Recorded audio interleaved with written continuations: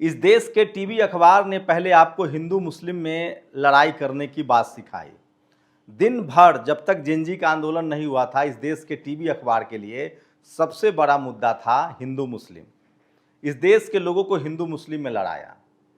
BJP की राजनीति हरियाणा में गैर जाट, यूपी में गैर यादव, बिहार में गैर यादव, पहले यूपी में गैर जाटव, मतलब सोचिए महाराष्ट्र में गैर मराठा, ब्राह्मण समाज का मुख्यमंत्री, फिर जातियों में आपको बांटा गया। और ये सारे नैरेटिव टीवी अखबार ने दिखाया। टीवी अखबार ने आपको बताया कि विधायकों का अपनी पार्टी छोड़कर दूसरी पार्टी में चला जाना राष्ट्रवाद है, हॉर्स ट्रेडिंग नहीं है। जबकि पहले इस तरह के मामले को हॉर्स ट्रेडिंग कहा जाता था और बाकायदा जांच होती थी और आरोपी नेता जेल जाते थे। लेकिन टीवी अखबार ने आपको समझाया कि नहीं, ये चाणक्य नीति है, ये ऑपरेशन लोटस है।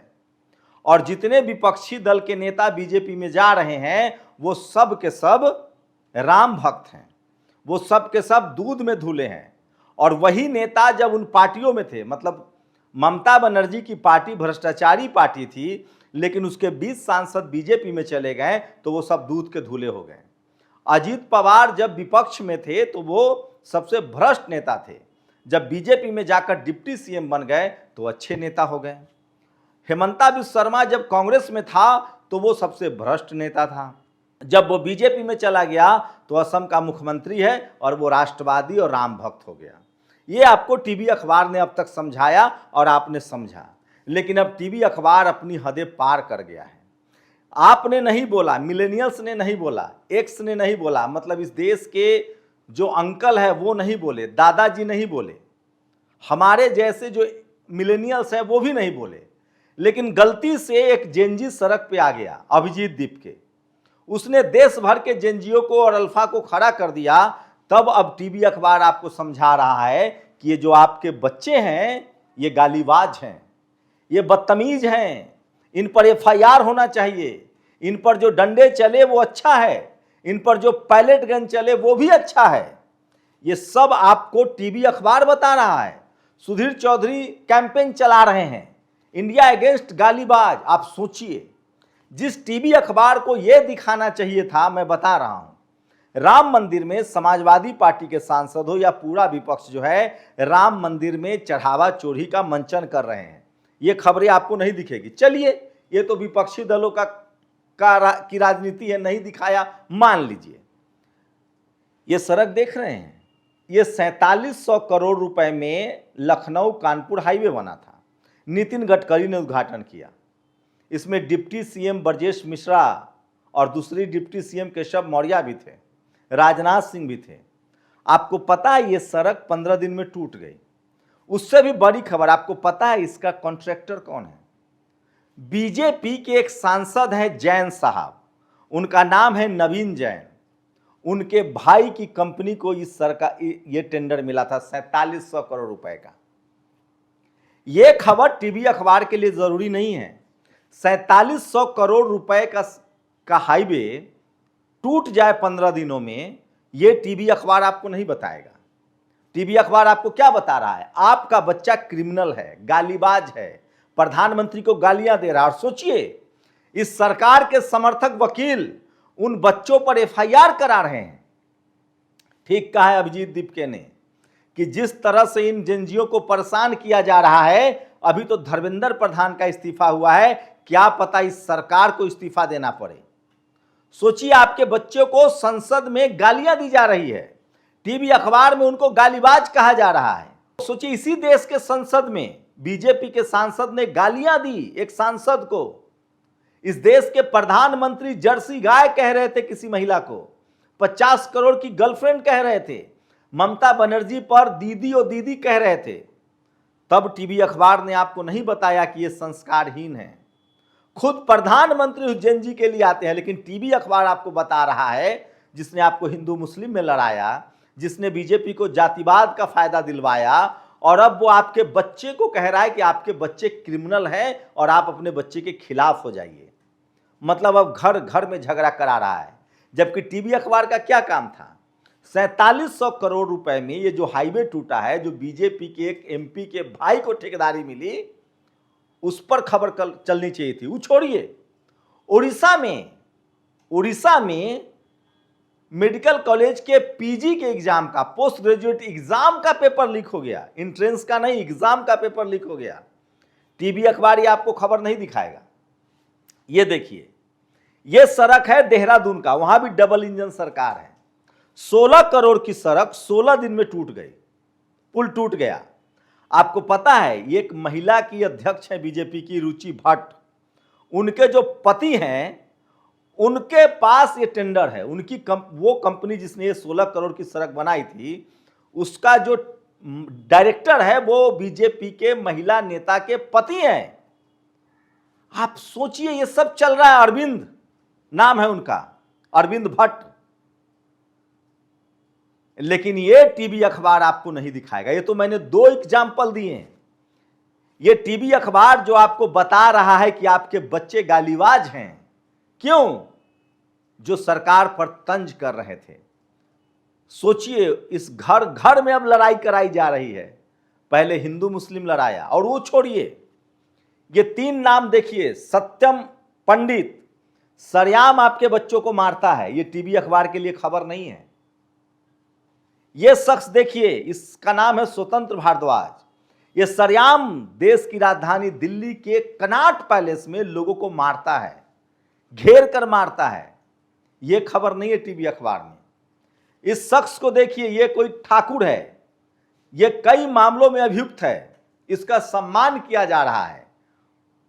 पिंकी चौधरी ने पहले दलितों की मारने की बात की, फिर जेएनजीओ को मारने की बात की। इसको टीवी अखबार नहीं दिखा रहा है। आप कल्पना कीजिए कि जो अखबार दिन भर हिंदू मुस्लिम कर रहा था, वो अब आपको आपके बच्चे के खिलाफ भड़का रहा है। लेकिन मैं फिर कह रहा हूं, ये गफलत में है टीवी अखबार वाले। देश ने इनको देखना ही छोड़ दिया, और खासकर इस देश का दलित, आदिवासी, किसान, पिछड़ा, किसान जातियां, इन सब ने इस टीवी अखबार को देखना छोड़ दिया है। सुप्रीम कोर्ट में एक आदेश आ गया है कि आप सुप्रीम कोर्ट की कार्रवाई का वीडियो अब सोशल मीडिया पर नहीं लगा सकते हैं। इस पर टीवी अखबार सवाल नहीं पूछ रहा है। चढ़ावा चोरी हुआ, 200 करोड़ का आरोप लगा, इस पर टीवी अखबार कोई बहस नहीं कर रहा है। 2 करोड़ नौकरी का वादा हुआ था, इस सरकार ने किया था, नहीं बताया जा रहा है आपको। 100 स्मार्ट सिटी बनने थे, नहीं बताया जा रहा है। सुप्रीम कोर्ट ने कहा है सरकार को कि चुनाव आयोग की जो आप भर्ती करते हो वो कैसे ट्रांसपेरेंट है। 2 आदमी आप हो, एक लीडर अपोजिशन है, वो एक खबर आपको नहीं बताएगा। मैं फिर कह रहा हूं, इस देश की लोकतंत्र की बर्बादी के लिए कोई जिम्मेदार है तो वो टीवी अखबार के वो जातिवादी पत्रकार जो जनता की नहीं सरकार की भाषा बोलते हैं। और मैं कई बार कह चुका हूं, टीवी अखबार की जाति और आरएसएस की जाति जिसकी ये सरकार चल रही है। तो सोचिए, जो टीवी अखबार 4700 करोड़ रुपए का भ्रष्टाचार नहीं दिखाता है, जो टीवी अखबार इस बात पर बहस नहीं करता है कि इसरो के 100 वैज्ञानिक ने क्यों रिजाइन कर दिया, जो टीवी अखबार इस बात पर बहस नहीं करता है कि पुलवामा में आरडीएक्स कहां से आया, जो टीवी अखबार इस बात पर बहस नहीं करता है कि पहलगाम में जो आतंकी हमले हुए उसमें कितने लोग पकड़े गए, जो टीवी अखबार इस बात पर बहस नहीं करता है कि असम में बाढ़ से इतने हालात खराब हैं, सरकार क्या कर रही है। तो इस टीवी अखबार ने अपना जिम्मा उठा लिया है कि उनको सरकार को डिफेंड करना है, सरकार को बचाना है, चाहे इसके लिए उनको सांप्रदायिकता का जहर फैलाना पड़े, चाहे इसके लिए वो सोचिए जातिवादी क्यों कह रहा हूं मीडिया को। ये 4 ब्राह्मण समाज के एंकर भी वही, पत्रकार भी वही, गेस्ट भी वही, ये हर्ष दुबे, ये शख्स अभी मीडिया का लाडला है। ये 4 बार नीट में फेल हो चुका है एग्जाम में। ये अपने ही कैटेगरी में अपने ही समाज के छात्रों से क्वालिफाई नहीं कर पाया। इसकी टोटल आबादी जनरल की 10% है, उसमें से जाट, पटेल, मराठा, गुर्जर हटा दीजिए। तो ये शख्स अपने ही 50% सीट में क्वालिफाई नहीं कर रहा है, 50% सीटों में, लेकिन इसको आरक्षण से प्रॉब्लम है। तो सोचिए, इस देश का टीवी अखबार, वहां न दलित है, न पिछड़ा है, न किसान है, न आदिवासी है, न अल्पसंख्यक है। इन टीवी अखबार वालों से पूछिए कि तुम्हारे न्यूज रूम में कितने जाट, गुर्जर, पटेल, मराठा हैं। इन न्यूज रूम वालों से, इन टीवी अखबार वालों से पूछिए कि तुम्हारे चैनल में जनरल कैटेगरी के जाट, पटेल, मराठा कितने हैं? तुम्हारे चैनल में दलित, पिछड़े, किसान, आदिवासी, अल्पसंख्यक हिंदू कितने हैं? मैं फिर कह रहा हूं, एक जाति विशेष के लोगों का टीवी अखबार पर कब्जा है और वो आपको पहले हिंदू मुस्लिम में लड़ाया, उसने आपको फिर जातियों में लड़ाया और अब वो आपके बच्चों के खिलाफ आपको खड़ा कर रहा है और कह रहा है कि आपका बच्चा गालीबाज है। और आपके बच्चों को डराया जा रहा है कि अमित शाह संसद नहीं आ रहे हैं, कुछ बड़ा कर रहे होंगे। क्या बड़ा कर लीजिएगा?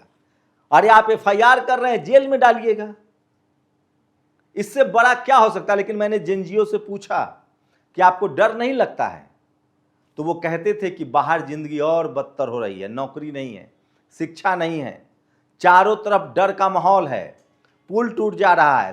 तो ये सारे खबरें आपके टीवी अखबार से गायब है। यहां तक कि राम मंदिर चढ़ावा चोरी की खबरें गायब हैं। संसद में प्रधानमंत्री अमित शाह नहीं आ रहे हैं, प्रधानमंत्री वीडियो बना रहे हैं लेकिन संसद नहीं आ रहे हैं। अब इस पर बहस नहीं होती है। मैं फिर कह रहा हूं, जो भी बचे खुचे लोग सोशल मीडिया के जरिए, आप अगर टेलीविजन अखबार के यूट्यूब पर देख रहे हैं, इन सरकारी पत्रकारों को यूट्यूब पर देख रहे हैं, तो ये जनता के हितों के लिए नहीं काम कर रहे हैं, ये सरकार के हितों की रक्षा कर रहे हैं। और जिस देश में पत्रकार सरकार को बचाने में लग जाए, वहां के जनता के हितों की रक्षा नहीं होती है। सरकार के हित की रक्षा मतलब क्या हुआ? प्रधानमंत्री की रक्षा, मुख्यमंत्री की रक्षा, एमपी एमएलए की रक्षा, बाकी देश का क्या? कितने एमएलए, एमपी, सांसद और प्रधानमंत्री होंगे? एक प्रधानमंत्री, एक गृह मंत्री, मान लीजिए 10,000 नेताओं की रक्षा हो जाएगी, 10% समाज की रक्षा हो जाएगी जो बीजेपी से जुड़े हुए हैं। लेकिन बाकी देश का क्या होगा? सोचिएगा जरूर। तो जो टीवी अखबार इस देश के लोगों को उनके बच्चे के खिलाफ भड़का रहा है क्योंकि सरकार की साख पर बट्टा न लगे, जो जेएनजीओ के प्रोटेस्ट को कह रहा है कि ये लोग गालीबाज हैं, देशद्रोही हैं, ये लोग पाकिस्तान से, अफगानिस्तान से और अमेरिका से पैसा खा रहे थे, जो आपके बच्चे के खिलाफ हैं, वो सोचिए किसका सगा हो सकते हैं। आप लोग अपनी राय जरूर दीजिएगा। शुक्रिया। दस्तक की आपसे गुजारिश है कि अगर इसको बचाना चाहते हैं तो नेशनल दस्तक को सब्सक्राइब करने के लिए रेड कलर के सब्सक्राइब बटन को दबाएं, फिर बेल आइकन की घंटी दबाएं। नेशनल दस्तक को बचाने के लिए बहुत जरूरी है कि हर खबर को शेयर करें, लाइक करें, कमेंट जरूर करें।